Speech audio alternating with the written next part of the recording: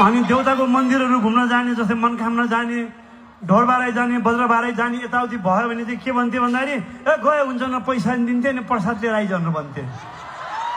अनि कतै हिमालतिर गाउँतिर घुम्न जान्छु भन्दा जानु पर्दैन, बेकारमा केही भयो भने चोटपटक लाग्यो भने के हुन्छ भनेर गाली गर्थे।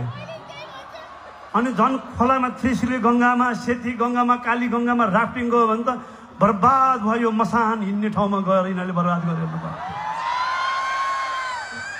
तर हिजो आज कस्तो खुसी लाग्छ भन्दाखेरि साना साना भाइ बहिनीहरू नेपालको पूर्व मेचीदेखि पश्चिम महाकालीको विभिन्न ठाउँमा हिमाल पहाड तराई घुमेको देख्दाखेरि म दम्न पर्छु। संसारबाट मान्छे हाम्रो देशमा घुम्न आउँछन्, हामी भने नघुम्ने? दुःखै भए पनि सुखै भए पनि प्रकृतिले त हिमाल अरू ठाउँमा दिएको छ,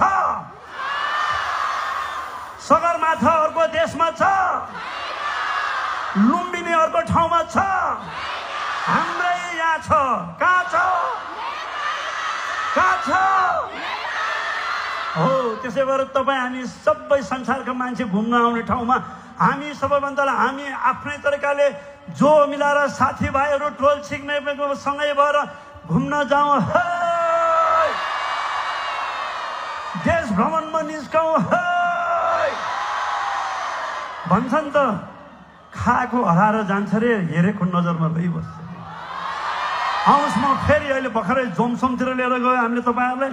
अब फेरि तपाईँहरूलाई धौलागिरीको सेरोफेरो, रुकुम, बागलुङ, गोरपाटन, म्याग्दुतिर लिएर जान्छ।